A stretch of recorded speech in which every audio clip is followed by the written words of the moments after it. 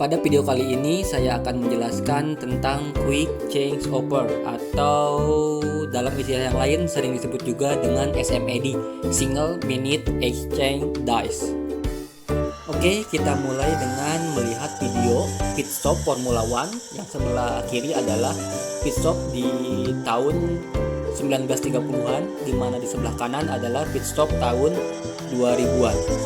Dari keduanya kita bisa lihat sendiri sangat jauh perbedaan waktu pit stopnya.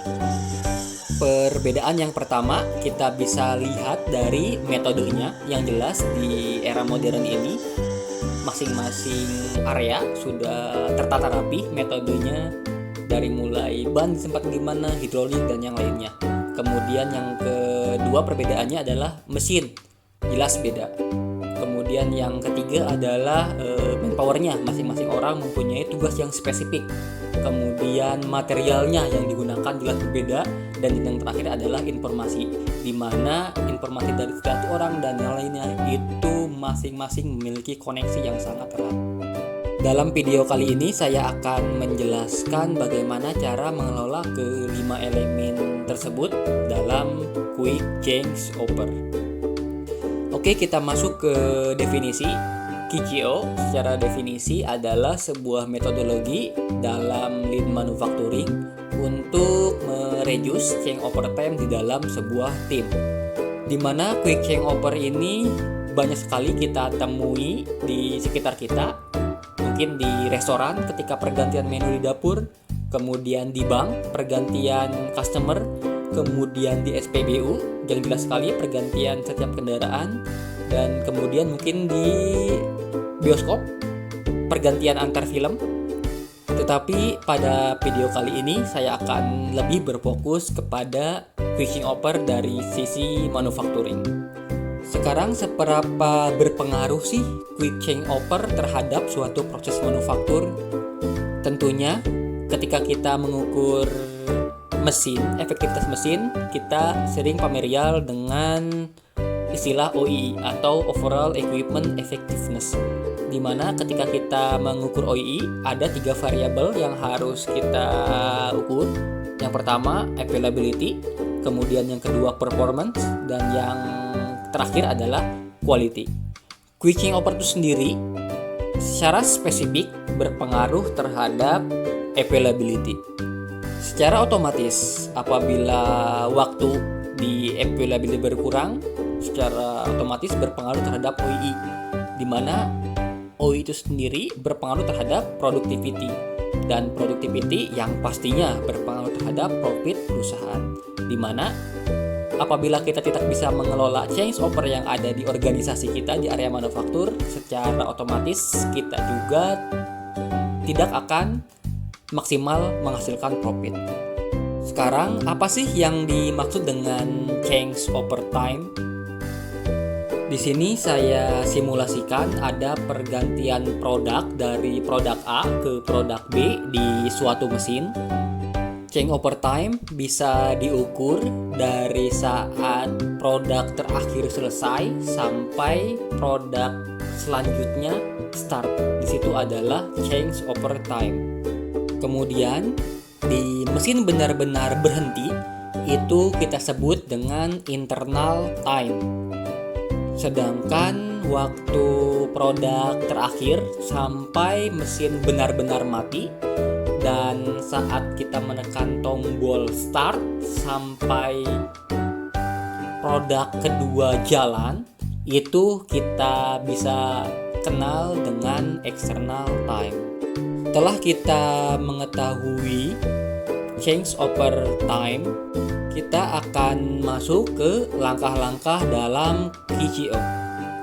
Langkah pertama yang paling penting adalah kita harus membuat tim. Di dalam tim tersebut kita menentukan visi, kemudian objektifnya, dan yang paling penting kita harus mengetahui cara satu tim dengan tim lainnya. Kemudian yang kedua, kita harus melakukan observasi di lapangan. Yang jelas observasi ini kita harus mengetahui current kondisi di lapangan. Kita harus mencatat waktu equipment apa saja yang diperlukan, kemudian langkah-langkah apa saja yang dilakukan di sana, kemudian distance ketika proses changeover itu terjadi. Ketika data tersebut sudah terkumpul, kita bisa tulis di changeover observation sheet. Langkah yang ketiga dari hasil observasi itu, kita pisahkan mana saja step yang masuk ke external time dan mana saja step yang masuk ke internal time. Ketika sudah memisahkan step-step mana saja yang masuk ke external dan internal time, kita masuk ke langkah yang keempat, yaitu memindahkan step-step yang tadinya ada di internal time masuk ke external time.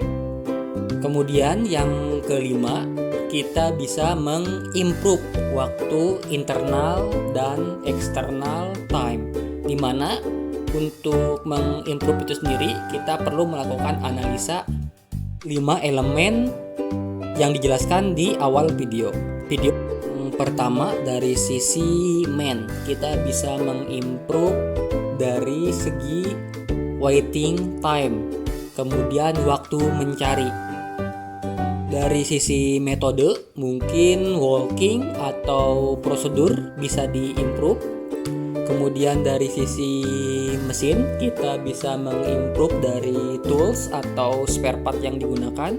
Kemudian dari segi material, dari material tipenya, apa sih yang bisa mensupport changeover, itu bisa dianalisa. Atau bisa jadi dari sisi informasi yang bisa kita improve, contohnya dalam segi control leaders atau planning dari PPIC. Nah, dari kelima tahapan yang sudah dijelaskan, itu adalah tahap plan dalam PDCA metodologi, di mana pada PDCA ini adalah siklus perbaikan berkelanjutan. Kita masuk ke step yang ke-6, yaitu step 2-nya, kita develop action plan. Dari hasil analisa tadi, apa saja yang akan kita dilakukan untuk mengimprove change over time.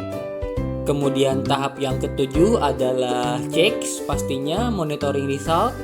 Dan tahap yang terakhir adalah sustaining atau action, di mana dalam action ini ada dua kemungkinan. Kemungkinan yang pertama, proyek kita adalah gagal, otomatis kita harus balik lagi ke step plan untuk dicari root cause-nya.